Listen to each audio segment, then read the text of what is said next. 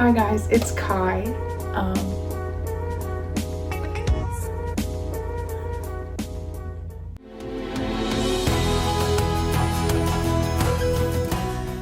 Hi guys, it's Kai, and today I'm going to be doing the DCP Tag, which is like, I figured would be a good starter video for my new DCP channel, which is called How Far Cow Go, which is, thought of the name myself. I thought it was very clever play on words from my favorite Disney movie, Moana. For those of you who don't know, I'm doing the DCP Disney College Program for Spring Advantage 2020. So I have my laptop here because I'm filming it on my phone. If it's good enough for Selena Gomez's music videos, it's good enough for my YouTube videos. So the first question is going to be, how did you hear about the program? So I first heard about the Disney College Program my freshman year of college, which is a little bit later than most people hear about it. And it was in this class with one of my friends, talking about how she already applied for it the year before, semester before, and that she wanted to apply again. And she just talked about how competitive it was. And I always thought it was something interesting to do because at the time I wanted to be an HMT major. She talked about how competitive it was and how good it looked on future applications, and just kind of talked about it as a whole. And I kind of researched it a little, but the program that I was in at the time wouldn't really allow for me to have a semester off. Like, I want to be able to graduate on time if I wanted to, so I kind of just put it at the back of my mind and didn't think about it until last semester, fall 2019. My sister's big was doing the program, and I had left the old degree program that I was in to become an online student. So I was now an online liberal arts major. Therefore, it doesn't matter if I go to decide to do a semester-long internship, I would be able to and still be in school and be able to graduate on time. So she kind of just like popped off one day about doing it, and I was like, yeah, I can do it, and I have the ability to do it. So I decided to apply kind of on a whim. It was like 5 days before applications went out, and I decided to apply. And I researched a little bit, not too much because I don't want to get my hopes up, because like I don't want to research it if I don't really have a chance. So that leads me into question 2, which is, how was the interview process? So I didn't know very much about the program leading up to it, obviously, but I did know that I wanted to apply the very first day that applications came out. And at the time I worked at Walmart, so I was a department manager, so I was working a full shift that day, and I couldn't apply. Like, something happened, I can't remember exactly what, but something happened leading up to me getting off. So I couldn't apply right after I got off, which was probably around 4. And I waited, and I finally applied, I want to say like 11 p.m., 12 a.m. the next day on August 19th or 20th. It's kind of like those hours where it could be either day, but I did do that, and I got the WBI the next day. I didn't know about it until my first break at work, because I used to go in at 7, so my first break was at 9. And funnily enough, I did check my email that I thought I put down, but I ended up putting the wrong email down completely. So I didn't actually get the email. The only reason why I knew I got the WBI was because of me checking my dashboard. So I just thought, I know I just applied, but I might as well check my dashboard. And I found out that I got the web-based interview pretty quickly, and I was really surprised, because I know it could come quickly, but I also knew that it could take a good amount of time for your application to go into the web-based interview. So I had to wait all day until I got off to do the web-based interview, and I was sort of nervous about it, but I wasn't completely nervous about it, because to get a job at Walmart, you actually have to do kind of the same test. And moving up into management, a couple months before I decided to apply, I had to take a test exactly like the web-based interview. So I took it around 5 or 6 when I got home, and I immediately passed the web-based interview, and it was time for me to, let me backtrack. As soon as I realized that the email was wrong, I quickly changed it to the correct email, because I did it at gmail.com instead of at my school's email address, so I wasn't getting the emails.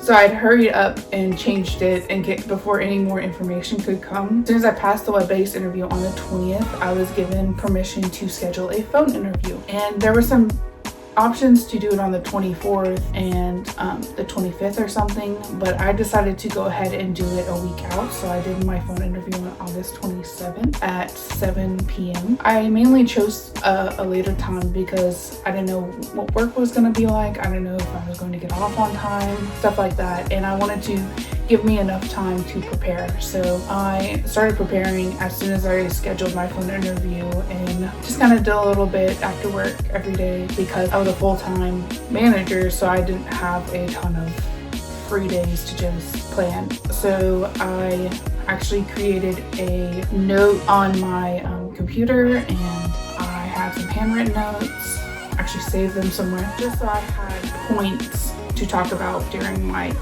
phone interview. The phone interview went really great. It was only 23 minutes, which is like sort of average because I know people that had 15 minutes and then some people that had like 30 minutes. So it's pretty average to have 23 minutes. We didn't really talk about all the roles I wanted to talk about. We talked about attractions a lot, but kind of attractions in terms of Walmart terms. So most of my questions were based around Walmart and my experience there. And then after that, I got accepted on September 3rd, which was the first big real wave of acceptances. And that leads to the next question, which is, where were you when you found out? So I was Walmart's coming up a lot in this story, but I was at Walmart on my first break at 9 a.m. and I had just seen that Christy tweeted that they sent out a wave of acceptances. So I hurried up and went to my dashboard, and I nearly fell off my seat. I was in the break room, so I didn't do this out loud, but I was crying on the inside, screaming on the inside. I was freaking out. I was like, I did not plan for this. I didn't even know I was going to get accepted. It was a great time.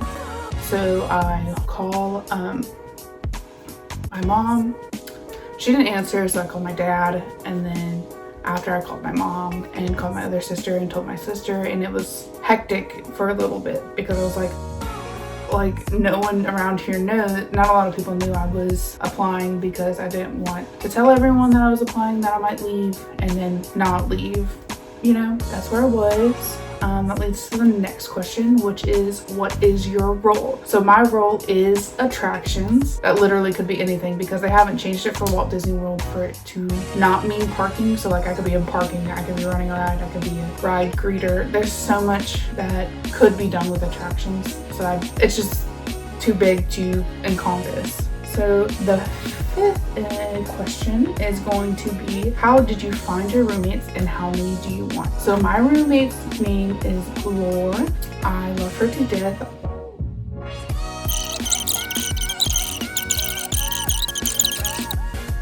How many do you want? So we want the 3-bedroom, 6-person in Vista Wave. Like, that's top choice. Mainly because of price, but also because 6 roommates I feel like is a good number. And that leads to the next question, which is, what are you going to miss? The main thing I'm going to miss are definitely my sisters. I do talk to them pretty regularly and we FaceTime, but like I'll miss being able to drive 2 hours and seeing them.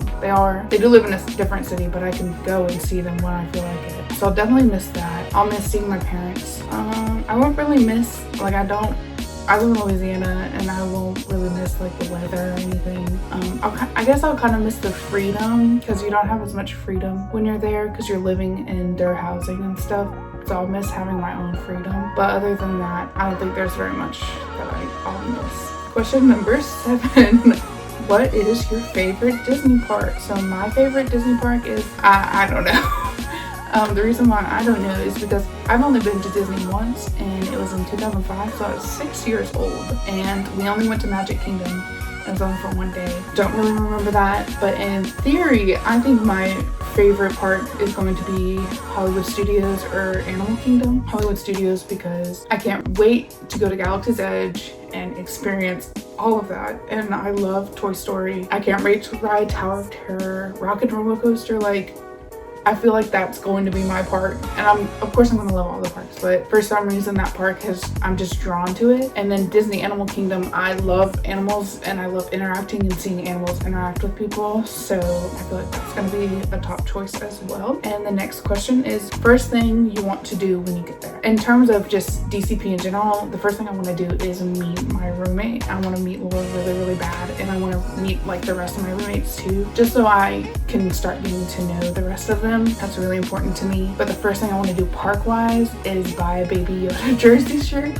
So when they released them, I was in love with them.